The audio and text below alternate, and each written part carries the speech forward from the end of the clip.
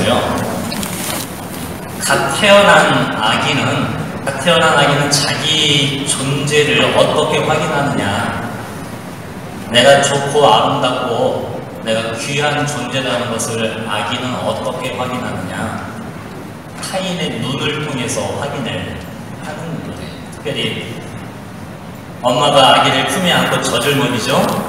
젖을 먹일 때, 여러분들 젖 먹일 때 먼 산 보고 젖 먹이지 않으셨죠? 아기를 이렇게 바라봅니다. 사랑 가득한 눈으로 바라봐요. 그때 아기도 엄마 젖을 먹으며 뭘 하느냐? 눈을 들어 엄마를 바라봅니다. 그때 아기는 엄마 눈을 바라보면서 나를 두고 보고 미소 짓고 사랑 가득한 눈으로 나를 젖을 먹이고 있는 그 엄마의 눈동자 속에 있는 자기를 봅니다. 그러면 내가 정말 사랑으로 반짝반짝 빛나는 엄마의 눈 속에 있는 자기 모습이 아름답고 귀하고 사랑스러운 존재라는 것을 자기를 엄마 눈을 통해 확인한다는 거예요. 사람은 늘 우리는 외부 대상을 통해서 자기를 확인하는 습관이 있을 수밖에 없어요. 근데 때로는 엄마가 늘 기쁘고 행복할 수는 없잖아요. 때로는 가정생활에 지치고 힘들고 어떤 슬픔 속에 젖을 먹일 때 그때 아기는 어떤 슬픔에 잠겨있는 어떤 공허한 삶에 찌든 어떤 그런 눈동자 속에 비친 자기를 본대요. 그러면 어떤 생각이 드냐면 내가 보잘것없는 존재라는 것, 사랑받을 만한 존재가 아니라는 것, 내가 추한 존재라는 깊은 상실감을 갖게 된다는 것이죠. 거기서 무엇이 생기느냐? 나라는 존재 자체에 대한 의심, 내가 정말 사랑받는 존재인가 하는 의심, 거기에서 수치심이 생기게 된다는 거예요. 그래서 우리는 엄마 눈동자만이 아니라 때로는 나를 바라보았던 그 의심의 눈동자, 그것이 학교 생활이건 가정의 다른 사람이건 나를 바라보며 분노에 찬 시선이거나 차가운 시선이거나 냉소적인 시선에 우리는 많은 상처를 입고 살아가고 있는 존재들이라는 것이죠. 그러면서 우리는 자기 자신 안에 근원적인 두려움이 자리 잡는다는 것이에요. 내가 아름다운 존재가 못 된다는 두려움, 내가 사랑받을 만한 존재가 되지 못한다는 그 두려움 속에 그것이 바로 이 세상과 악이 준 상처라는 것이겠죠. 그것이 우리 모두 안에 새겨져 있는 근원적인 두려움이며 내 안에 있는 상처들이라는 것이에요. 이런 우리를 구원하시기 위해 예수님이 오셨죠. 예수님이 우리를 찾아오셔서 하셨던 것은 먼저 우리를 굽어보시는 거였어요. 당신의 사랑으로 우리를 바라보셔요. 십자가의 고통 속에서도 그 사랑의 시선을 거두지 않으셨던 예수님, 그리고 상처 입고 두려워하는 자기 자신에 대한 이 두려움 속에 살아가는 우리를 예수님은 어머니 품에 우리를 맡겨주셨잖아요. 우리는 성모님을 보아야 돼요. 여러분, 두려운 시간, 너무나 아픈 시간, 내 마음의 평화를 간직할 수 없는 그 모든 시간 속에 우리가 해야 되는 건 우리의 시선을 어머니를 향해야 돼요. 아기가 엄마 품에 안겨 엄마의 눈동자를 바라보듯이 우리 성모님을 보아야 돼요. 우리를 품에 안아주시고 그 사랑으로 나를 굽어보고 계시는 그 어머니의 시선을 바라볼 때 그 눈동자 속에 새겨져 있는 자신의 모습을 우리 새롭게 바라볼 수가 있어요. 살아오면서 우리는 자기 자신에게 끊임없이 부정적인 평가와 이야기를 하는데 참 많이 익숙해져 있어요. 예를 들어 어린 시절에 부모님한테 어떤 부정적인 이야기를 많이 들었던 사람들, 안 돼, 하지 마, 그러면 안 돼 라는 그런 말을 자주 들은 사람은 나도 모르는 사이에 자기 자신에게 그런 소리를 되풀이하고 있어요. 해서도 안 되고 어떤 나는 그걸 해도 안 된다는 그런 부정적인 언어를 나 자신에게 되풀이하는 경우가 굉장히 많이 있어요. 또 어쩌면 내가 무가치하다는 이야기, 내가 잘못된 존재라는 것, 내가 무언가 아름답지 못하다는 그런 평가와 그런 이야기를 듣고자 하는 사람은 다른 사람에게만 그러는 게 아니라 본인에게 먼저 자기 자신을 그렇게 판단하고 비난하는데 우리 참 많이 익숙해져 있는 우리들의 모습인 것입니다. 그래서 우리가 어머니의 품이 필요하죠. 그 어머니 안에서 우리 어머니의 우리 시선을 들 때 우리 성모님 눈동자 속에 새겨져 있는 새로운 시선을 우리가 만나게 됩니다. 성모님이 품에 안으셨던, 성모님이 십자가 아래에서까지 그 시선을 놓지 않았던 분, 우리 성모님의 눈동자 속에 새겨져 있는 그리스도의 시선, 그분의 사랑의 눈동자를 우리는 함께 바라볼 수가 있게 되는 것이에요. 거기서 진정한 우리 치유가 일어나게 되는 겁니다. 요즘에 제가 많이 돌아보면서 제가 반성하고 성찰하고 저 자신이 통회하고 있는 부분이 있어요. 그건 뭐냐면 제가 잘 듣지 않았다는 것을 요즘에 조금씩 부끄럽지만 알게 돼요. 내가 듣는데 참 서툴렀다. 듣는 게 아직도 힘들다. 그 가운데 여러분들 신부님을 찾아갈 때 기쁘고 행복한 일 들고 찾아가셔요? 아니 힘들고 아픈 일 들고 찾아가셔요? 대부분 그렇죠. 그래서 저도 사제생활 하면서 많은 분들이 신부님 시간 좀 하면 가슴이 철렁철렁 내려가죠. 또 무슨 문제 들고 오나 하면서 그러면서 제가 정말 반성했던 게 지금 생각해보니 귀로는 그분의 목소리를 듣고 있지만 진정으로 내가 마음으로 그의 고통을 함께하지 않았다는 것을 많이 깨닫게 돼요. 여전히 듣는 게 힘이 들어요. 고해성사 때도 마찬가지고 내가 잘 듣지 못하는 이유가 뭘까? 내 귀가 나빠서 못 듣는 게 아닐 거예요. 내가 그것을 진정으로 잘 들어주지 못하는 이유, 그것은 내가 저를 찾아온 분의 고통과 어려움과 슬픔을 마주할 용기가 참 없었다는 걸 알게 되었어요. 그걸 마주하고 싶지 않았던 거예요. 나도 힘드니까, 나도 아프니까. 그러면서 우리는 뭐 했느냐? 우리는 가르치는 데 너무 익숙해 있는 것 같아요. 가르치고 정답을 주고자 하는 게 우리들의 유혹인 것 같아요. 제가 교우들을 만나는 것에 대한 반성이기도 하면서 아마 여러분이 부부간에 여러분의 자녀들을 만날 때 어느 순간 귀로는 내가 그들의 말을 잘 듣는 것 같지만 내 속에는 이미 내가 할 말을 준비하거나 들으면서 끊임없이 판단하거나 아니면 내가 답을 주고 싶은 유혹이 우리 안에 끊임없이 소용돌이치고 있는 것 같아요. 왜냐면 우리는 그 문제를 풀어야 된다는 생각이 참 많이 젖어 있어요. 근데 왜 그 문제를 자꾸 풀어주려고 하느냐? 그것이 풀어져야 내가 나도 그 고통에서 나도 풀릴 수 있기 때문에 하지만 자녀들이 아픈 모습을 우리는 도와주고 싶어서 함께 대화를 하면서도 어쩌면 우리는 그 문제들에게만 너무 시선이 빼앗기는 동안 그 문제 때문에 힘들어하는 내 아들, 딸의 마음을 우리는 듣지 못하고 있는지도 몰랐어요. 고해성사 때 열심히 성사를 주지만 전 여러분들을 도와주고 싶다는 그 마음으로 무엇을 했느냐? 끊임없이 설교했고 가르쳤고 답을 주고자 이 사제가 끊임없이 이야기하는 동안 예수님은 뭐 하셨을까? 그 고해소에서 주님은 무엇을 하셨을까? 여러분 고해소에서 예수님의 목소리 들은 적 있으셔요? 당연히 없죠. 왜? 예수님은 그곳에서 내 죄를 야단치지 아니하셔요. 나를 판단하지 아니하셔요. 내 잘못을 지적하지 않으셔요. 우리에게 어떻게 살아야 된다고 답을 주시는 게 아니에요. 고해성사에서 만났던 예수님의 침묵, 그 침묵은 나를 듣고 계시는 침묵이었어요.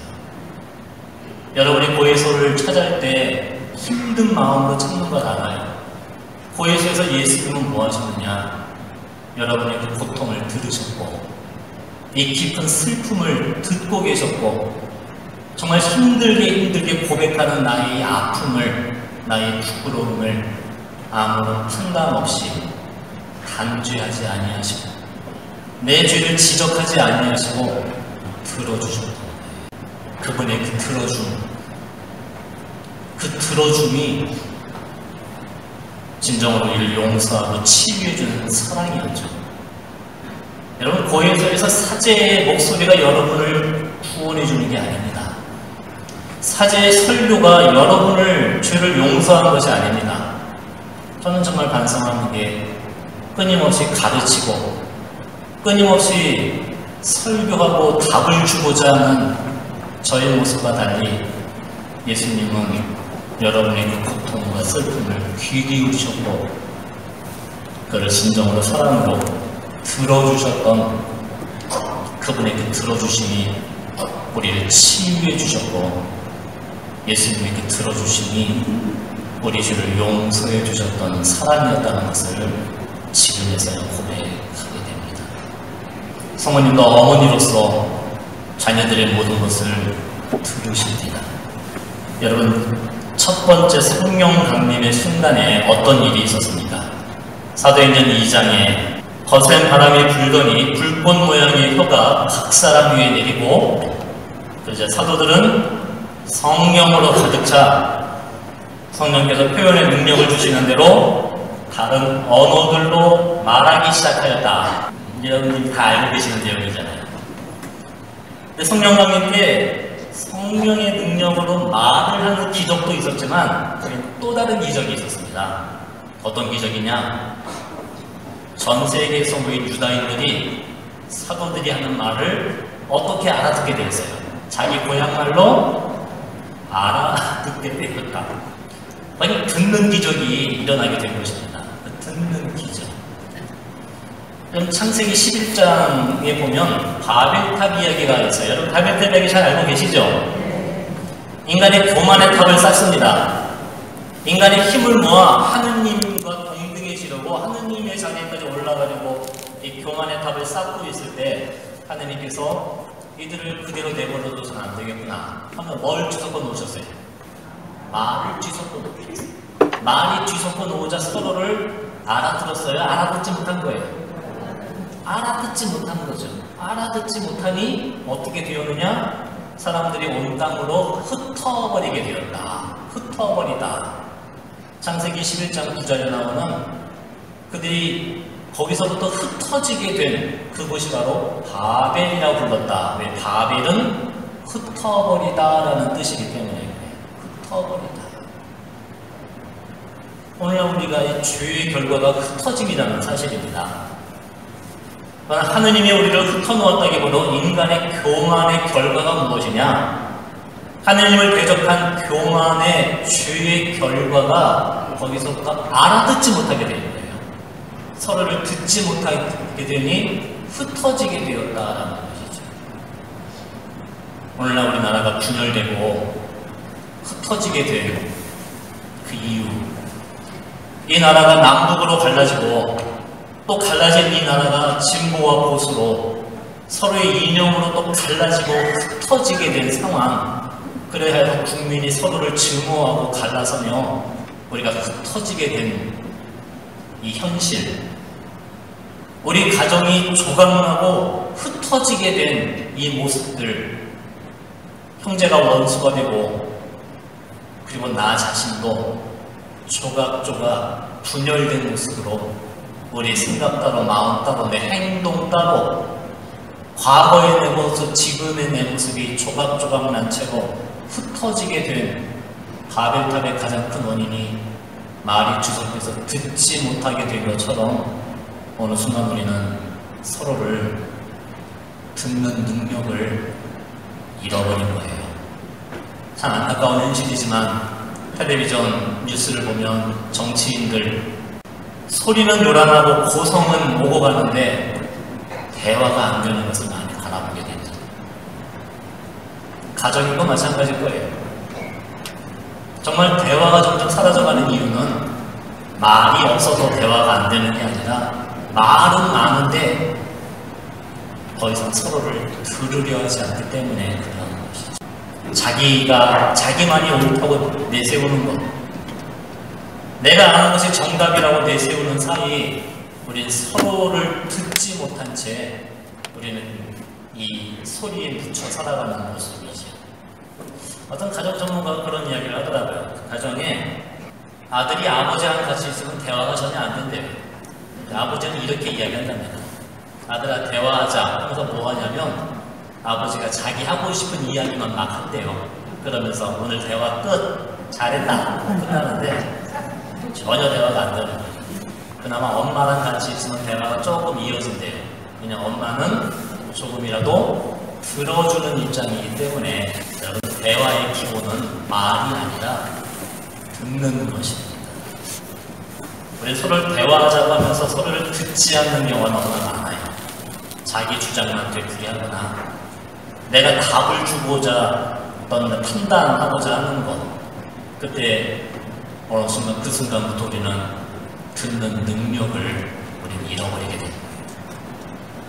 하느님이 안 계셔서 하느님의 목소리를 못 듣는 게 아니라 우리가 하느님께 귀를 기울이지 않기 때문인 것이겠죠.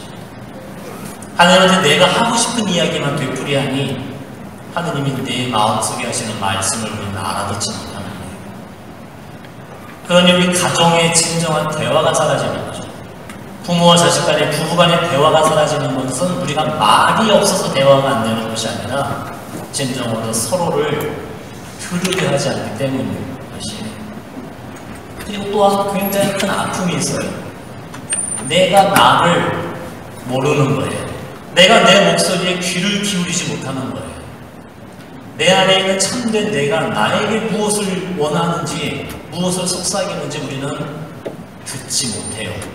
그래서 우리에게도 새로운 성령 강림이 필요해요. 성령께서 오셔서 우리를 새롭게 해주셔야 이 죄로 인해 상처있고 죄로 인해 흩어진 우리를 다시 일으켜 세워주시고 우리를 새 생명을 내어주실 수 있으시는 거예요. 시편 46편 11절에 시편의 저자는 하나님께서 우리에게 이렇게 말씀하시는 걸 전해줍니다. 너희는 멈추고 내가 하느님임을 알아라. 시편 46편 11절 너희는 멈추고 내가 하느님임을 알아라. 기도한다는 것은 하느님 앞에 멈춰서는 부분인 거죠. 멈춰선다는 건 저희가 내가 휩쓸려서 떠내려가듯이 이 휩쓸려가는 우리의 어떤 감정들, 그러니까 잘못된 정신들, 이 세상적인 가치관들, 우리가 휘둘려 있었던 것들에 거기 떠내려가면서 멈춰서야 되는 거예요. 그것은 듣기 위한 멈춤이죠. 하느님 앞에 멈추어 섬. 그때 우리는 그 멈춰서고 우리는 들을 수 있게 됩니다. 이 들음은 물론 우리 어떤 인간적인 노력도 필요합니다만 진정한 들음은 성령의 은사다라고 말씀드리고 싶어요. 성령께서 함께해 주실 때 비로소 우리가 알아듣는 기적이 난 것처럼 알아들을 수 있었던 것처럼 성령께서 함께해 주셔야 십자가에 계신 하느님의 모습이 무엇인지를 우리는 알아듣게 되는 것이죠. 내 마음속에 함께 하시는 그리스도의 사랑을 우리는 알아들을 수 있는 것이고 그리고 진정으로 내 옆사람의 마음을 우리는 알아듣게 돼요. 이 은사로서 경청할 때 이 경청의 은사와 함께 치유의 은사가 진정으로 함께 드러나게 됩니다.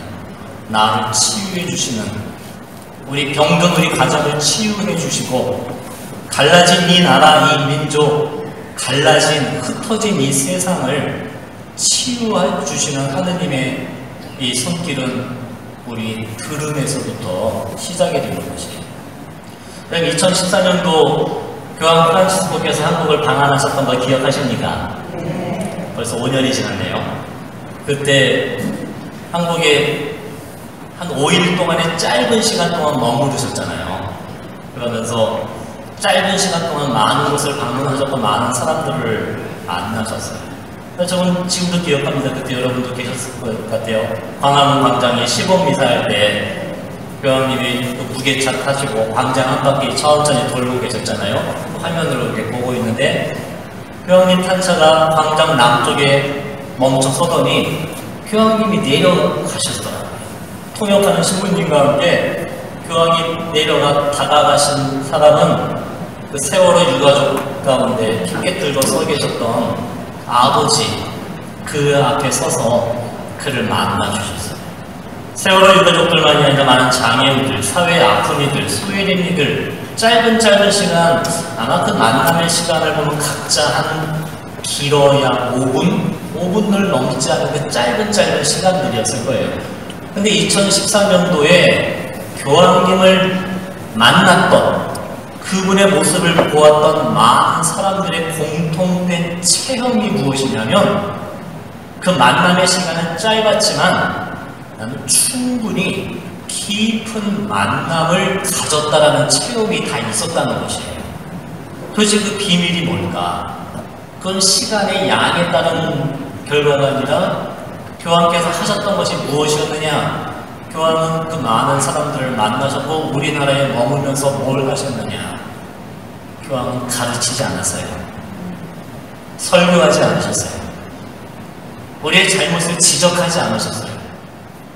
교황이 하셨던 건 고통받는 이들 앞에 서셨고 그들의 손을 마주 잡고 그들의 눈을 바라보시며 그 슬픔에 잠겨져 있는, 고통에 잠겨져 있는, 국가가 돌보지 않는 가난하고 소외인 이들의 그 깊은 외침을 들으셨던 거예요. 교황은 우리에게 문제를 풀 정답을 남겨주고 가지 않았어요.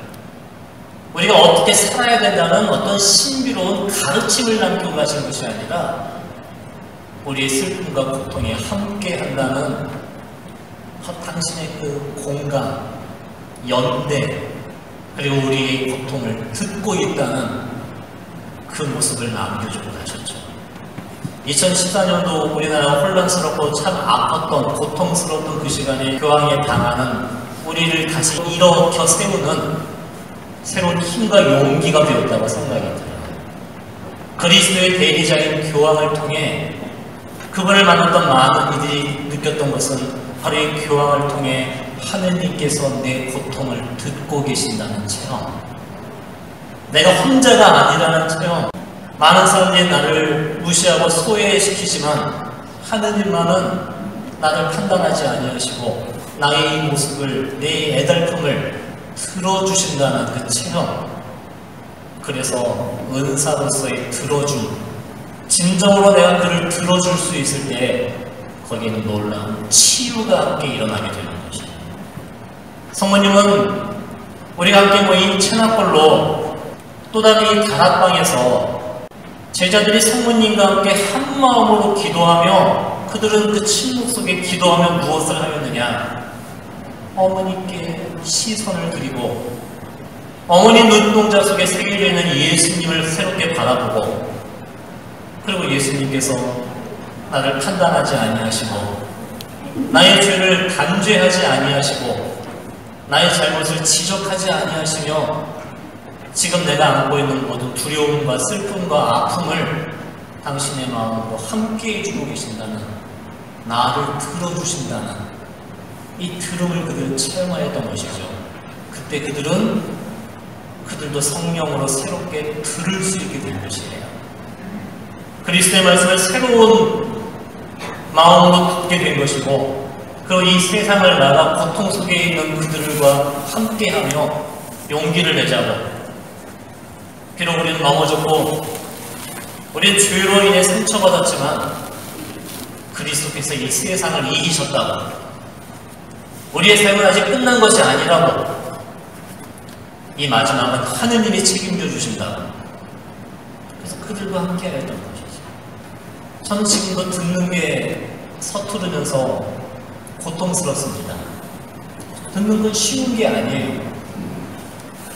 왜냐면 듣기 위해서는 나를 온전히 내려놓아야 되기 때문에 그런 거지. 자기를 포기할 때 비로소 상대의 마음이 들리게 되는 거예요. 자기를 포기한다는 건 내가 가지고 있는 판단을 내려놓는 것이고, 내가 가지고 있는 비난을 내려놓아야 하는 것이고, 내가 가르치고 싶은 유혹을 접어야 되기 때문에 내가 무언가를 가르치거나 강요함 없이 그 나를 내려놓을 때 비로소 우리는 들리게 되는 것이죠. 루카복음 19장 zak케오 이야기 여러분 잘 아실 거예요. 잘 아시니까 그 자세한 이야기는 안 하고 끝에만 살펴봅시다. 모두가 zak케오를 손가락질하고 예수님이 죄인과 함께 머무른다고 비난하고 있는 순간 zak케오가 갑자기 벌떡 일어나더니 이렇게 이야기했어요. 주님, 제 재산의 절반을 가난한 이들에게 주렵니다. 그리고 제가 잘못한 일이 있다면 내곡절로 갚겠습니다. 예수님 뭐 하셨길래? 예수님은 그날 밤 zak케오와 함께 집에 머무르면서 무엇을 하셨을까요? 예수님은 zak케오 잘못 지적하셨던 것이 아니에요. 강요하셨던 것이 아니에요. 네가 재산이 많으니 절반 내놔라 하고 말씀하셔가 아니었고, 네가 잘못 살았으니 내곡절로 갚아라라고 말씀하셨던 것이 아니라, 예수님 하셨던 것은 zak케오와 함께 앉으셨고 zak케오가 식사를 하시며 술잔을 좀 기울이셨겠죠. 그러면서 예수님이 하셨던 것은 zak케오를 들으셨던 거예요. 그의 마음을 들어주셨던 거예요. 아무런 판단도 다그침도 강요한 지적도 없이 zak케오의 그 마음 그대로를, 그의 두려움을, 그의 나약함을, 그의 한계를 예수님은 들어주셨던 거예요. 이 사랑의 들음, 그것은 zak케오의 목소리, 소리를 들었던 것이 아니라 zak케오 마음속에 있는 그의 두려움과 아픔과 상처를 주님은 아무런 판단 없이 들으셨을 때 zak케오 안에 진정한 치유가 일어나게 된 것이죠. 경청한다는 것, 다른 사람에게 경청과 귀를 기울인다는 건 희생과 똑같은 것, 순교와 같은 희생이 요구되는 것이죠. 나를 내려놓아야 비로소 그가 들리게 되는 것이죠. 과연 그런 희생을, 그런 순교를, 이 내적인 순교를 우리 힘으로 가능하겠어요? 예수님께서 도와주셔야 하고, 그분이 주시는 성령의 능력으로만 우린 진정으로 경청의 은사를 우린 살아가게 되는 거예요. 어머니께서 우리에게 그 힘을 주고자 하시는 거예요.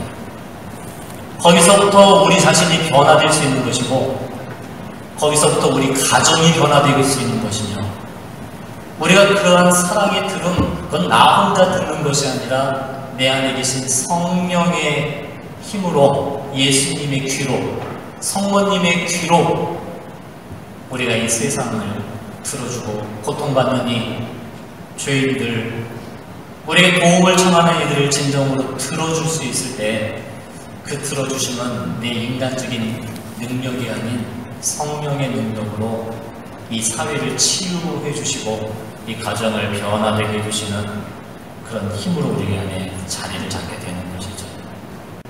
하나님의 목소리를 듣기 위해서는 오전 시간에 제가 말씀드린 대로 나라는 문을 열고 들어가셔야 해요. 기도할 때 참 힘든 게 뭐냐면, 나는 하나님의 위로나 하나님의 어떤 사랑의 말씀을 듣고 싶은데 하나님 말씀 잘 들리세요? 안 들리죠? 네, 그게 정상이에요. 하느님 목소리는 안 들리지만 누구 목소리가 들려요? 내 목소리가 너무 잘 들리죠? 미움에 찬 내 목소리, 분노에 찬 내 목소리, 울보이는 내 목소리, 어떤 지우고 싶은 내 목소리. 그때 아마 그것 때문에 우리들이 내 마음의 문을 닫아버리고 도망쳐버리는 게 참 많은 것 같아요. 하느님의 목소리를 듣기 위해서는 분심이라고 들리는 내 감정이나 내 안에 들리는 그 속에 담겨져 있는 나 자신의 목소리에 먼저 귀를 기울이셔야 돼요. 어머니께 도움을 구하세요. 내가 나를 만날 수 있는 용기를 달라고, 내 목소리에 귀를 기울일 수 있는 사랑을 달라고. 왜냐하면 여전히 우리는 두려워하고 있는 것이에요. 우리 안에 있는 어떤 어머니의 그 사랑스러운 눈동자를 통해 자신을 확인하였듯이 때로는 나를 비난하는 눈길, 나를 노려보는 그 눈길에 우리는 상처입고 두려워하며 동시에 내가 나를 그렇게 바라보고 있을 때가 많다는 거예요. 내가 나를 비난하고 야단치고 어떻게 해야 된다고 강요하고 끊임없이 나를 그렇게 요구하는 차가운 시선, 차가운 눈길로 내가 나를 바라보고, 그러니 내가 내 목소리에 귀를 기울이지 않았던 때가 너무나 많았다는 것이죠. 자기 자신을 경청할 수 있는 사랑이 우리에게 필요한 것 같아요. 그건 나 자신에 대한 판단, 스스로 가지고 있는 비난, 나를 다그치고 요구하는 바로 그것을 내려놓는 내가 사라지는 때 비로소 내 안에 내가 들리게 되는 것이죠. 여러분 마음속에도 그런 불편함들이 많이 있을 거예요. 내 안에 어떤 상황들이거나 그 일들 속에 그 불편함이 뭐 분노와 같은 부정적인 에너지도 펼쳐지려는 것일 수 있고, 슬픔이나 어떤 무기력함이나 그런 자기 자신 안에 있던 불편한 마음들이 있을 거예요. 근데 지금까지 제가 뭘 했느냐, 이 감정을 없애려고만 했었던 것 같아요. 그러면 안 돼, 화내면 안 돼, 그렇게 하지 마 하면서 나 자신을 억누를 때가 참 많았던 것이죠. 그럼 경청한다는 것은 무엇일까? 아마 그 감정이 나에게 이야기하는 것이 무엇인가를 예수님처럼 어머니의 사랑으로 바라보는 것일 거예요. 지금 내 안에 이 불편함, 이 분노, 이 슬픔이 나에게 이야기하고 있는 것이 무엇인가를 들을 때, 그때 그것은 나에게 뭔가를 도움을 청하고 있는, 두려워하고 있는, 아파하고 있는 자기 모습임을 우리는 비로소 알게 되는 것이죠. 예를 들어 제 안에 그런 모습이 참 많았어요. 제가 7남매 중에 막내로 자랐는데 형님 누님들이 나이가 굉장히 많았습니다. 태어날 때 좀 많이 차이가 났어요. 근데 어린 시절에 싸워도 이거는 상대가 안 되는 거예요. 그러니까 저는 늘 형한테 야단맞고 어떤 그런 구박 아닌 구박 같은 걸 받았다고 생각을 한 거예요. 그러니까 항상 그런 부분에 어떤 비난받을 것에 대한 두려움, 또는 나를 이해해주지 못한다는 아픔, 거기에 대한 힘이 없으니까 맞서 싸우지 못하고 그저 그냥 속으로 분노하고 막 하는 그 모습들, 아마 그것이 지금도 내 안에 남아있는 나의 상처들이고 아픔들이라는 거죠. 때로는 어떤 상황 속에 나도 모르게 막 분노하거나 나도 모르게 불안해하거나 나도 모르게 다른 사람을 의식하거나 하는 그런 모습들을 바라볼 때 그것이 참 불만스러웠고, 이 모습이 부끄러웠고 없애려고만, 내리누르려고만 했던 경우가 참 많았다는 것이죠. 근데 나중에 들음에 대해서 생각을 할 때 내가 내 감정을 진정으로 들어준 적이 별로 없었구나라고 알게 되었던 것이, 그거를 마주하게 되죠. 그래, 내 안에 있는 불편함이 내게 무엇을 이야기하고 있구나. 그건 나에게 도움을 청하고 있었던 거예요.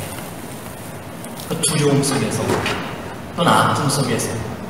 그때 우리는 우리 자신을 그러지 마라라고 다그칠 것이 아니라, 네가 힘들구나, 네가 아프구나, 네가 지금 두려워하고 있구나, 하지만 두려워하지 말아라.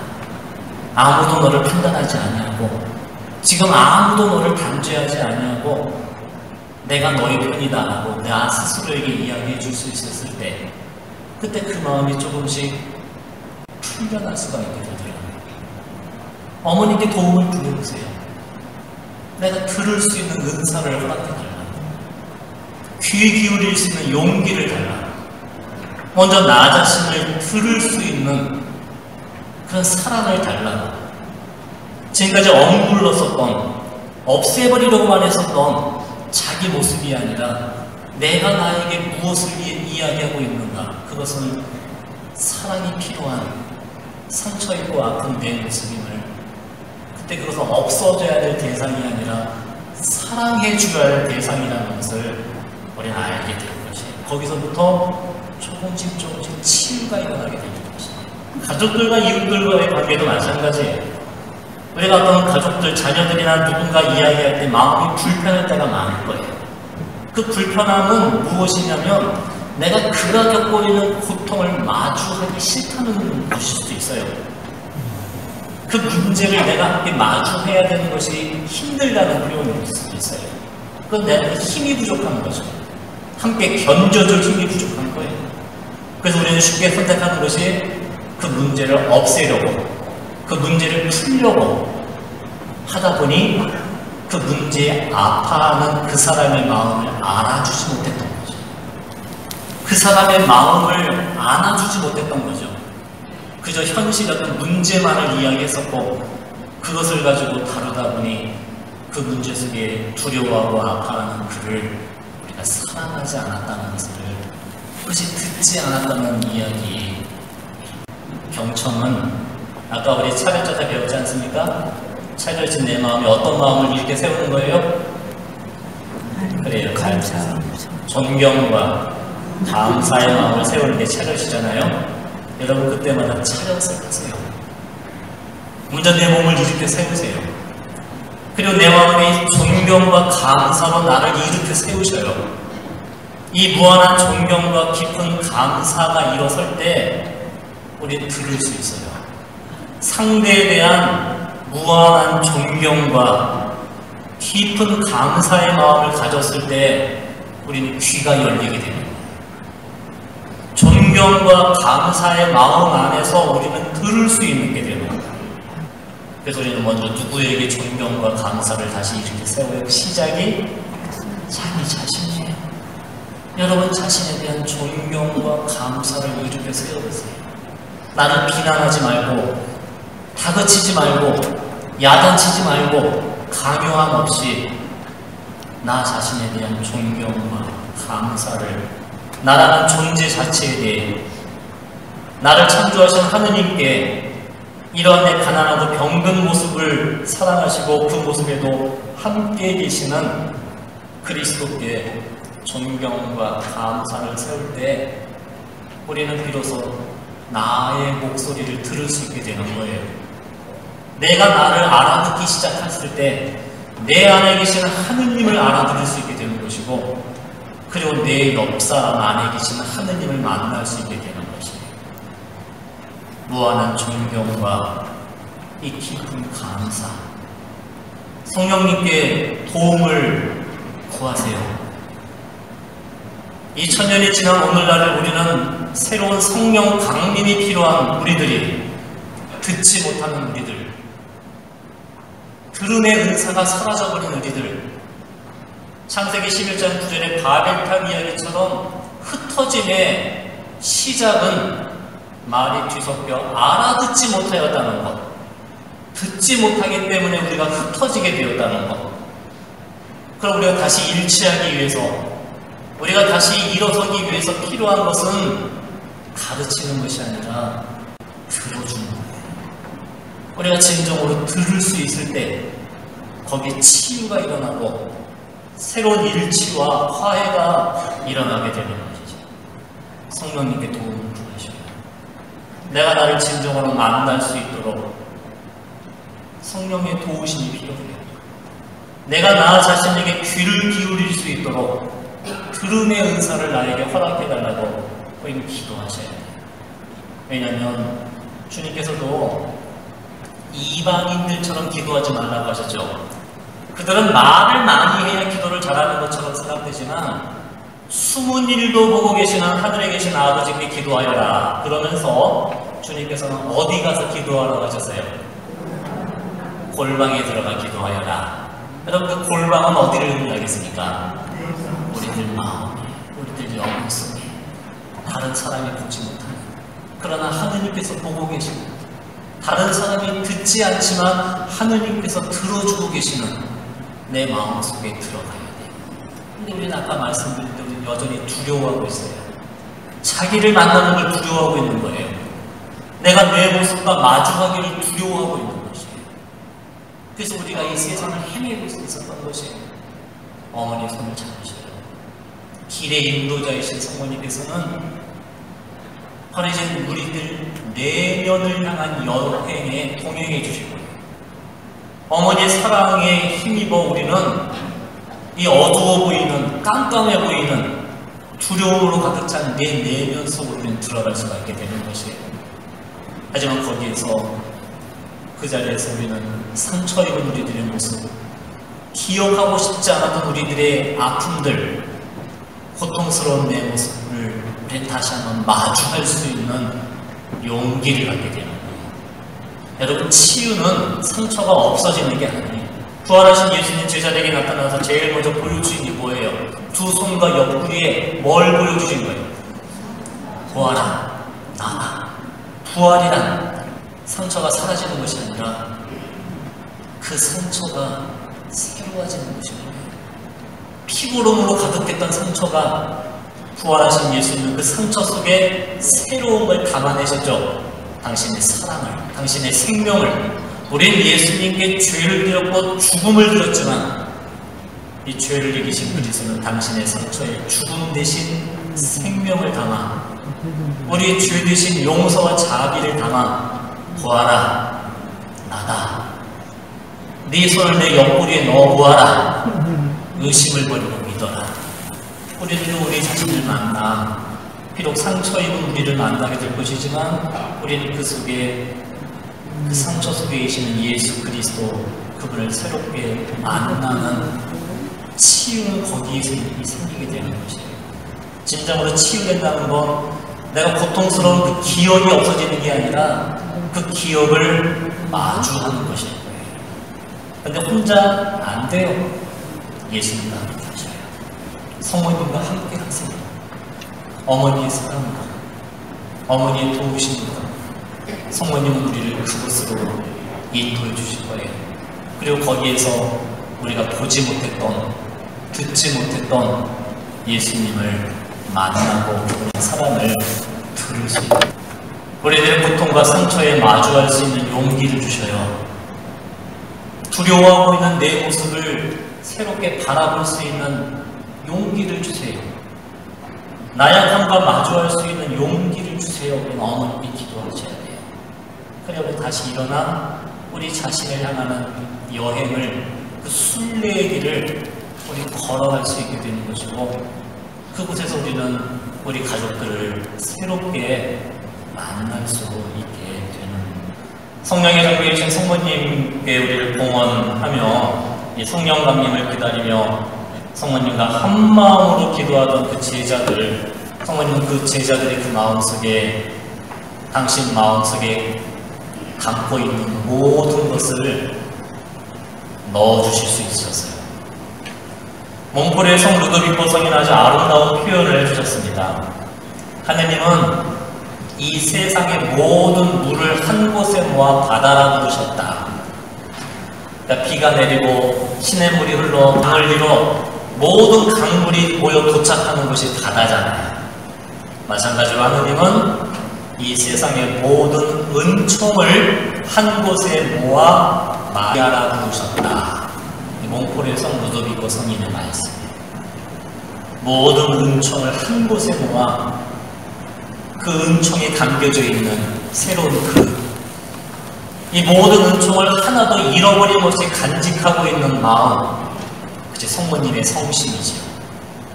루카복음 2장 19절과 루카복음 2장 51절에 이런 말씀이 있어요. 마리아는 이 모든 일을 어디 간직하셨어요? 마음속 깊이 간직하였다. 예수님 성전에 잃어버리셨다가 사흘 만에 되찾으셨을 때나 루카복음 2장 19절에 예수님 탄생의 순간 목동들이 전해주었던 그 놀라운 소식을 사람들은 놀라워하고 있는 동안에도 성모님은 그것을 마음속 깊이 간직합니다. 성모님은 그 모든 걸 간직하고 있는 마음이에요. 사실 우리도 하나님의 은총 많이 받으셨잖아요. 하나님 사랑과 축복 많이 받으셨죠. 용서도 많이 받으셨고. 근데 그 많이 받은 거 지금 여러분 가슴이 가득해요? 잃어버리셨어요. 잃어버릴 수밖에 없어요. 개신교 신자들 그런 이야기 참 많이 합니다. 왜 천주교 신자들에게 복잡하게 믿습니까? 왜 고해성사를 통해 용서를 받고 왜 마리아를 통해 기도를 청하고 은총을 받습니까? 아버지한테 직접 받으면 되지. 아버지한테 직접 용서받고 아버지한테 직접 기도하고 아버지한테 직접 받으면 되지 왜 돌아서 받느냐고 이야기를 많이 하죠. 이론적으로는 그럴듯하지요. 근데 우리라는 존재가 어떤 존재이냐? 우리라는 존재가 어떤 존재이냐? 하나님은 우리를 완전한 모습으로 창조해 주셨지만 우리 모두는 죄를 지었어요. 원죄. 그리고 세상을 살아가며 우리 가정에서 받은 가정의 죄, 이웃들의 죄, 나 자신의 죄, 그 죄는 우리 안에 깊은 상처를 남기게 되는 거죠. 죄는 대못을 받는 거예요. 하느님께 그리고 서로에게 나 자신에게 대못을 받았지만 예수님은 세례동사를 통해 우리 원죄를 사해 주시고 고해성사를 통해 우리의 모든 범죄를 사해 주셨지만 죄는 사함을 받았지만 못은 빼내졌지만 여기 뭐가 남아있어요? 못자국이라는 상처가 남아있는 거잖아요. 그래서 우리는 어차피 우리가 생각한 하느님과 완전함을 우리는 완벽할 수 없는 존재인 것이죠. 깨진 그릇에 물을 담아보지만 우리는 그걸 흘릴 수밖에 없는 게 우리들의 모습이라는 거예요. 만약에 개신교 신자들이 이야기했듯이 나는 성체 성사가 필요 없어요. 그저 하나님한테 사랑을 받으면 돼요. 고해 성사가 필요 없어요. 하나님은 직접 용서 받을 돼요. 마리아가 필요 없어요. 나는 직접 기도할래요. 라고 이야기하는 건 마치 더 깨진 그릇에 이 물을 담겠다는 것과 다를 바가 없는 것 같아요. 혹은 제가 지금 장기침이라서 물을 좀 아까 달라고 했는데 물을 이렇게 갖다 주시잖아요. 근데 물을 컵에 담아 이제 가져오십니다. 그럼 제가 자매님 저는 물만 있으면 되는데 컵은 필요 없어요. 컵 말고 물만 주세요. 라고 이야기하면 이제 컵 없이 물을 마실 수 있어요? 없어요? 마실 수 있는 방법 하나는 얼굴에 물을 끼얹어야 됩니다. 이렇게 물을 끼얹거나 성사가 필요 없어요. 마리아가 필요 없어요. 라고 이야기하는 것은 마치 또 이 그릇 없이 물을 마시겠다고 하는 것과 다를 바가 없는 것이에요. 예수님은 당신의 구원을 우리에게 어떻게 주셨느냐? 받아라. 내 몸을 받아 먹어라. 이 잔을 받아 마셔라. 이 성체의 성사라는 그릇에 당신의 생명을 담아 받아라. 하고 이 컵에 물을 담아주듯이 성사라는 그릇에 당신의 생명과 사랑을 담아 우리에게 내오시는 우리 성사를 받아 영광으로서 이 성사 내신 그리스도의 그분의 사랑과 은총과 생명을 흘림없이 안전하게 바라보실 수 있는 그리고 우리에게 주신 또 다른 그릇 받아라. 너의 어머니시다. 우리는 깨진 그릇이지만 원죄 없으신 성모 성신 죄를 이기신 어머니의 그 마음은 이 모든 걸 간직하고 있는 마음이죠. 우리에게 필요한 모든 것을 잃어버림 없이 하나님의 모든 말씀과 은총이 가득한 성모님의 성신에 제자들은 머물렀고 기도하였고 그리고 당신들의 상처있고 부끄러운 그 마음에 어머니의 사랑으로 함께해 주시기를 받아들였던 것이에요. 그때 성모님은 제자들이 잃어버린 믿음을, 그들이 잃어버린 용기를, 그들이 잃어버린 희망과 그들이 잃어버린 열정을 당신 성심에서 그들 마음속에 채워주실 수가 있으셨던 것이고 그 힘으로 그들은 성령으로 가득 차 신령한 언어로 말을 하는 것만이 아닌 이제는 그리스도의 또 다른 귀가 되어 이 세상을 들을 수 있게 되었던 부분이었습니다. 성모님은 이 모든 것을 이끌어 우리에게 약속하신 진정한 하느님의 승리, 그것은 비록 지금은 죄가 이기는 것 같고 죄가 승리하는 것처럼 보이지만 그리스도께서 이 세상을 다스리신다는 것을 우리에게 말씀해 주셨잖아요. 그분이 우리의 이 마지막을 당신의 사랑으로 완성해 주실 성시 안에 예수님의 온전한 다스림, 그분의 그 왕국의 승리. 근데 예수님이 세워주실 그리스도의 왕국은 이 세상에 세워질 나라가 아니라 사람들의 마음과 영혼 안에 세워질 것이라고 성모님은 당신 메시지를 통해 말씀하십니다. 여러분, 왕은 뭐하는 사람입니까? 다스리는 사람입니다. 그리스도가 우리의 왕이시라는 것은 그분이 우리를 새롭게 다스리시어 주신다는 겁니다. 그래서 우리 그리스도의 왕 그리스도께서 이 나라를 다스리시고 우리 가정을 다스리시고 이 교회를 다스리기 위해서 먼저 세워져야 될 왕국은 여러분들의 마음이어야 합니다. 여러분, 지난 그리스도 황제 주일날 우리 복음 말씀 기억하고 있지 않습니까? 십자가에 달려 계신 예수님께 유다인들은 여전히 모욕과 조롱을 퍼부었죠. 당신이 정말 당신이 정말 메시아시라면, 왕이라면 우리에게 능력을 보여달라고, 힘을 보여달라고 외치고 있었을 때 예수님, 우리의 왕이신 예수님은 세상적인 힘과 무력이 아니라 오히려 당신의 자비와 사랑과 평화로서 이 세상을 다스리시는 분을 우리에게 선언해 주셨습니다. 왼편의 강도로 주님께 대한 모욕과 조롱으로 고통 속에 몸부림치고 있었지만 오른편의 강도가 이렇게 이야기합니다. 예수님, 선생님 나라에 들어가실 때 저를 꼭 기억해 주십시오. 예수님께서 그 일이 약속해 주셨죠. 너는 오늘 나와 함께 나원에 들게 될 것이다. 바로 거기에서 하느님의 왕국이 다시 세워졌습니다. 평생을 강도짓을하다가 죽어가는 그 순간 예수님께 자비를 청하고 용서를 청하며 저를 기억해달라는, 저와 함께해달라는, 제가 주님과 함께하고 싶다는 강도의 마음을 예수님께서는 당신이 함께 머무르시는 당신의 나라로 그리스도의 왕국은 거기서부터 세워지게 된 것입니다. 따라서 하느님의 왕국은 하늘에서 같이 이 땅에서도 함께 세워지는 것인데, 하지만 그 왕국이 세워지기 위해서는 예수님이 그 나라를 지배하고 있었던 거짓 주인 행세를 하고 있는 것을 무찔러 주셔야 하는 것이죠. 그 거짓 주인이 누구겠어요? 사탄이며 마귀라는 것입니다. 사탄을 먼저 굴복시켜 주셔야, 그래야 우리 그 묶임에서 풀리고 그분이 다스리신 우리가 살아가게 되는 것이죠. 지금 우리들의 마음을 한번 생각해 보십시오. 내 마음의 주인이 된 게 누구입니까? 여전히 우리는 많은 묶임을 가지고 있을 겁니다. 나를 다스리고 있는 것이 무엇인가? 우리가 하느님을 주님으로, 왕으로 믿고 고백하지만 여전히 내 마음을 지배하고 다스리고 있는 것은 우리들의 욕망이라면, 우리 자신의 어떤 뜻과 계획이라면, 내가 내려놓지 못하는 어떤 상처들이라면, 우리를 묶고 있는, 자유롭게 하지 못하고 있는 많은 묶임들이 여전히 우리 안에 남아있음을 우리는 고백할 수밖에 없는 것입니다.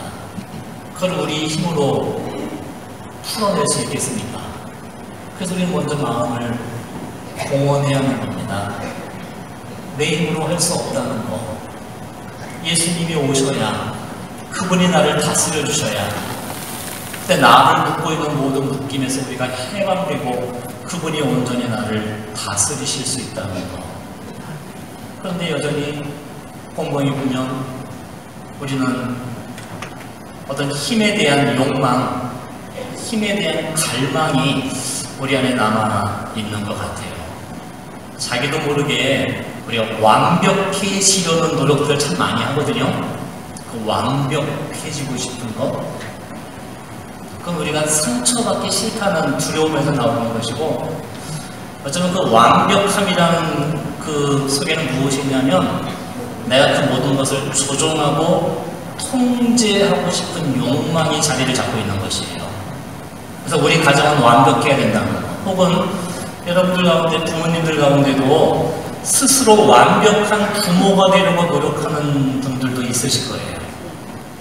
어떤 자녀들 앞에 부끄러움 없이 내가 완벽해져야 된다는 그 모습으로 살아가는 동안 그 완벽함에 대한 요구는 나만 힘드는 게 아니라 우리 자식들도 완벽해지기를 바라는 그런 마음으로 서로를 상처를 때가 참 많아요. 혹은 내가 완벽한 남편이 되고자, 완벽한 아내가 되고자, 자기 혼자는 완벽하면 되는데 문제는 또 뭐냐면 내 옆 사람도 완벽해져야 된다고 요구가 할 때가 참 많다는 거죠. 그 큰 이유는 뭐냐면 우리가 힘이 있어야, 이 모든 걸 완벽하게 조종하고 통제할 힘이 있어야 우리가 고통에서 벗어날 수 있고 행복해질 수 있다는 그런 유혹이 우리에게 있는 거예요. 여러분, 창세기 3장에 아담과 하와에게 드렸던 사탄의 유혹은 선악과를 따먹기만 하면 눈이 밝아져 하느님처럼 될 것이다 라는 유혹이었잖아요. 그건 선악과를 통해 나를 완벽하게 만든다는 유혹이었던 것이죠. 그런데 우리는 완벽해질 수 없어요. 그리고 예수님의 모습을 바라보세요. 십자가에 계신 예수님은 여러분 보시기에 완벽한 모습입니까? 완벽하신 분이 벌거벗고 계실 수 있으시겠어요? 완벽하신 분이 상처받으실 수 있으시겠어요? 완벽하신 분이 무기력하게 죽임을 당하시겠어요? 그래서 유다인들이 예수님을 버렸던 거죠. 그들은 완벽한 하느님을 요구했는데 예수님은 완벽함을 버리시고 완전함을 선택하신 분이에요. 여러분, 완벽함과 완전함은 달라요. 완벽은 흠이 없는 거죠. 어떤 부정한 것이 전혀 없는, 내가 본 그 완벽 무결한 어떤 그 상태를 의미합니다. 그런데 예수님이 마태복음서 5장에 이렇게 말씀하셨어요. 하늘의 아버지께서 완전하신 것처럼 너희도 완전한 자 되어라. 그 완전함은 무엇이냐? 아버지께서는 선한 사람에게나 악한 사람에게나 똑같이 비를 내려주시고 의로운 이에게나 불의한 이에게나 똑같이 햇볕을 내려주시는 분이시다. 만약에 예수님이 완벽한 모습으로 우리를 찾아오셨다면 그 완벽함 앞에 서 있을 수 있는 사람은 아무도 없을 거예요. 우리는 도망치기 바쁘고 상처받고 엉망투성이의 모습을 감추기 급급할 따름이지. 근데 예수님 당신의 완벽함이 아니라 인간의 나약함을 느끼면서 우리와 같은 배고픔을 느끼시고 우리와 똑같은 유혹을 당하시고 우리가 겪은 고통을 함께 느끼시는 하느님은 완벽함을 버리시고 이 완전함을 입으셨던 거예요. 그 완전한 사랑이 우리를 구하는 거예요. 지금 우리 안에 있는 또 다른 원죄, 또 다른 이 죄의 유혹은 우리 스스로 완벽해지려는 우리들의 그런 열망이고 그런 속성일 수도 있어요. 성모님을 통해 내 모든, 내가 보기에 완벽하지 못한 내 모습을 없애버리고 우리를 완벽하게 만들고자 하는, 하지만 그 완벽은 우리를, 그 완벽함에 구하는 것이 아니라 하느님의 그 완전한 사랑이 우리를 구하는 거예요. 그 완전함 속에 우리는 진정으로 다른 이들을 들을 수 있는 것이고 우리는 그를 받아들일 수가 있는 것이죠. 어머니께서 우리 마음에 겸손과 가난과 순종으로 우리 마음을 준비시키시고 겸손하고 가난하고 순종의 마음 속에 그리스도께서는 당신의 다스리심을 살아가실 수가 있으신 거예요. 여러분, 겸손이라는 단어는, 겸손은 우리를 진실한 존재로 만들어주는 겁니다. 반대로 교만은 우리를 거짓된 존재로 만들어요. 겸손할 때 우리는 진실해져요. 그리고 겸손한 영혼은 자신의 진실을 들고 하느님께 나아갈 수 있어요. 사랑하는 교우 여러분, 우리의 진실이 뭡니까? 하느님 앞에 우리의 진실, 제가 입고 있는 이 수도복 속에 감춰져 있는 저의 진실, 여러분이 가지고 있는 세상 이름 속에 우리가 가지고 있을 수밖에 없는 나의 진실은 뭐겠어요? 우리 모두가 죄인이고 우리 모두가 병든 사람이고 우리 모두가 상처 입은 사람들이라는 건 아니겠어요? 나 혼자의 힘으로 이 세상을 살아갈 능력이 없는 비참한 존재이고 하느님의 자비 없이는 한순간도 서 있을 수 없는 존재가 나라는 것, 그것이 우리 진실 아니겠습니까? 겸손한 이들은 이 진실을 들고 하느님을 찾았어요. 내가 병들고 가난하는 것이 부끄러움이 아니라 그러기 때문에 하느님이 필요하다는 고백, 당신 없이는 살아갈 수 없다는 이 마음을, 하지만 자신의 진실을 받아들이지 못한 사람, 자신의 진실을 거부한 사람들은 스스로 세상적인 것으로 자신을 치장하며 자기의 진실을 거짓으로 꾸미고 살아왔었던 것이죠. 겸손은 흙과 같아요. 흙은 씨앗을 받아들여 꽃을 피우고 열매를 맺게 되는 거죠. 겸손은 흙과 같이 하느님의 말씀을 받아들이고 그리스도를 받아들이는 마음이에요. 근데 흙은, 좋은 흙이는 어떤 흙이겠습니까? 무균 상태의 흙이 좋은 흙이 아닙니다. 여러분, 흙을 깨끗하게 만든다고 멸균시켜버리면 사막이 되어버려요.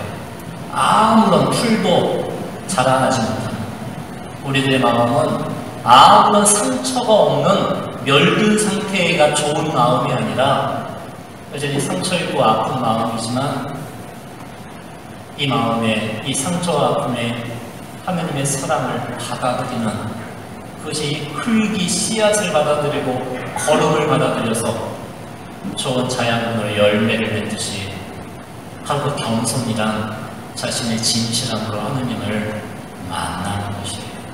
이 겸손이 악의 권세를 무찌르는 하느님의 능력입니다. 이 겸손으로 하느님은 악을 승리하셨다는 것이에요. 사도 바울에게 말씀하셨던 것처럼 당신의 본능은 약함을 통해 드러낸다라고 말씀하셨던 것처럼 하느님의 다스리심은 우리의 능력을 통해 다스리시는 것이 아니에요. 당신한테 겸손한 마음, 하지만 그 마음으로 말씀을 받아들이시고 말씀과 함께 살아가셨던 성모님의 마음처럼, 예수님의 마음처럼 성모님 우리를 겸손한 마음으로 가꿔주시며 그 마음 속에 하느님의 다스리심을 세울 수 있는 그 승리의 길로 우리를 이끌어 가시는 거예요. 성모님 우리를 가난한 마음으로 바꿔주고자 하십니다. 가난은 돈이 없는 게 아닙니다. 가난이란 내가 가진 모든 것이 내 것이 아니라는 것을 인정하는 마음이 가난한 마음입니다. 내가 아무리 많은 재산을 가지고 있다 할지라도 이것이 내 스스로 만든 내 것이 아니라 하느님이 내게 허락하신 하느님의 것이라는 것을 인정하는 마음이 가난한 마음이고, 가난한 마음은 언제든지 이것을 돌려드릴 준비가 되어 있는 마음이고, 하느님이 원하시는 때 원하시는 방법으로 이것을 사용할 수 있는 마음이 가난한 마음인 것이에요. 가난은 내가 주인이 되지 않는 마음이에요. 힘에 대한 왜곡된 욕망을 갖지 않는 게 가난한 마음이라는 것이에요. 우리 힘에 대한 왜곡된 욕망을 가지고 있어요. 조종하고 통제하고 지배하는 그 힘, 나를 조종하고 통제함으로써 내 상처를 없앨 수 있다고, 내가 완벽해질 수 있다고 생각하는 게 우리 어리석은 힘에 대한 욕망이에요. 우리는 이 힘을 잘못 사용하고 있어요. 왜? 우리가 가난한 마음이 아니기 때문에. 내 힘으로 우리는 다른 사람에게 너무나 많은 상처를 주고 살아요. 우리 이웃들을, 우리 가족들을 조종하려 들고 통제하려 들고 내 뜻대로 그들을 지배하려 드는 욕망이 여전히 우리 안에 살아 꿈틀거리고 있는 것이에요. 여러분이 힘이 없다고 생각하십니까? 내가 대통령이 아니고 정치인이 아니기 때문에 아무런 힘이 없다고 생각할지도 모르겠지만 우리는 말로써 한 사람을 죽일 수도 있고 살릴 수도 있는 힘을 우리는 가지고 있는 사람이에요. 그런 얘기 참 많이 듣죠. 학교 다닐 때 선생님의 말 한마디로 지금까지 상처 속에 의기소침하며 인생을 아프게 살아온 사람도 있고, 혹은 어려운 가운데 있는 학생에게 준 선생님의 따뜻한 위로와 격려의 말 한마디로 그가 성공했었던 사람의 이야기를 들을 수 있어요. 우리한테 힘이 맡겨진 것이에요. 다스릴 수 있는 힘. 이 세상을 다스리고 가정을 다스리고 우리에게 맡기진 자녀들, 나를 다스릴 힘을 우리는 받았는데 우리는 그 힘을 잘못 사용하고 있었던 거예요. 조종하는데, 통제하는데, 지배하는데, 소유하는데 우리 그 힘을 사용한, 그로 인해 그 조종과 통제와 지배욕이 나를 아프게 하고 너를 아프게 했던 죽음받았던 것이었죠. 어머님, 우리 마음이 가난한 마음이 되게 해주셔요. 그 힘이 사라지는 게 아니에요. 가난은 내게 주어진 힘을 새로운 방향으로 사용하는 것이죠. 지배와 통제와 어떤 조종이 아닌 그를 진정으로 견뎌줄 수 있는 힘, 들어줄 수 있는 힘, 함께 할 수 있는 힘, 그래서 그를 일으켜 세워주고 새롭게 만들어주고 격려하고 지지할 수 있는 힘, 함께 맞서 싸울 수 있는 힘, 그 악과 맞서는 힘, 그 힘이 바로 가난한 마음속에 주어지는 하나님의 새로운 다스리심인 것이죠. 성모님, 우리가 순종의 마음이 되게 해주셔요. 그 순종, 여러분 라틴어로 순명하다라는 단어는 듣다라는 단어에서 시작이 되었어요. 그 라틴어 순명하다가 오베디레라는 단어입니다. 근데 오베디레라는 단어는 두 가지 단어가 합쳐졌어요. 옵은 무엇으로부터, from이라는 뜻이고, 아우디레, 듣다. 순명은 뭐냐? 무엇인가로부터 듣는 행위예요. 순명은 하느님께 귀를 기울이는 거예요. 순명은 하느님이 살아계시는 그 영혼에게 귀를 기울이는 거예요. 순명은 내 안에 계신 하느님께, 나 자신에게, 그리고 나를 통해 하느님께 귀를 기울이는 것이에요. 순명은 내가 하느님을 위해 뭔가를 행하는 게 우선이 아니라 듣는 거예요. 가나의 혼인잔치에서 물을 술로 변화시키실 때 성모님은 일꾼들에게 부탁하셨죠. 무엇이든지 그가 시키는 대로 하여라. 근데 일꾼들은 일을 한 게 아니라 예수님께 간 거예요. 그분이 뭘 시키시는지 들었던 거예요.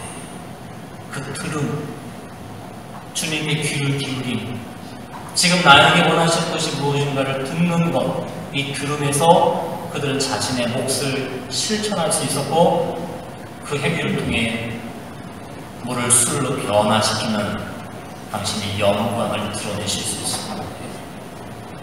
하느님은 그 순명하는 영혼을 통해 당신의 뜻을 이루셔요.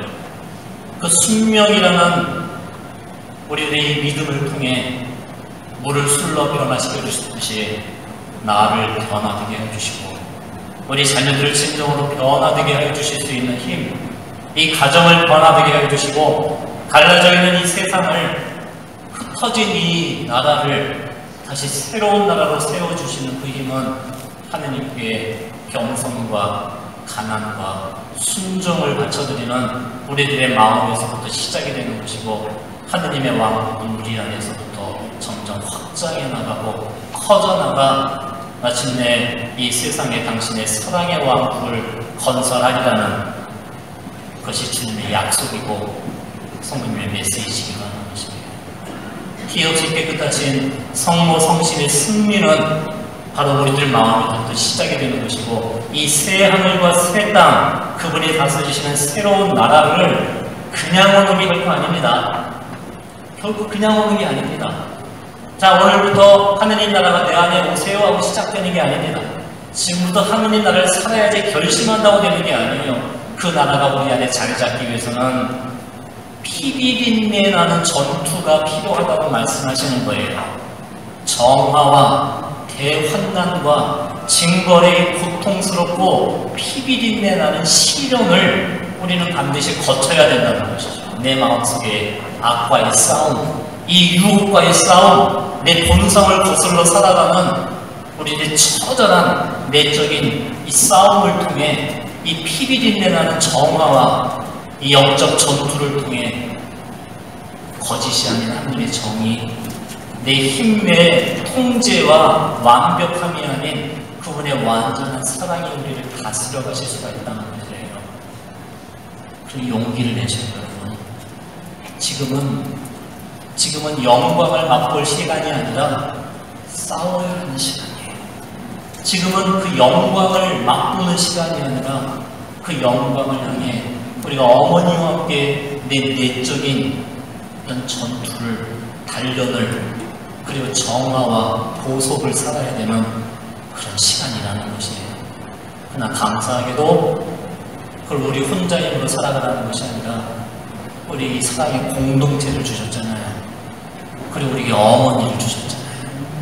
어머니와 함께 우리는 이 길을 걸어갈 수 있을 거예요. 그분이 이 길을 걸어가 보셨고 이 길 끝에 무엇이 있는지를 체험해 보셨고 알고 계시고, 그리고 우리도 어떻게 그 길을 가야 되는가를 가르쳐 주시는 어머니와 함께 우리는 이 길을 걸어 우리도 그 하느님의 승리의 여정을 함께 걸어갈 수 있게 되는 것입니다. 그리고 여러분도 여러분의 삶의 혼자가 아님을 저는 기억해 주시고 저는 용기와 희망으로 성령의 성장으로 이 길 함께 걸어가도록 합시다.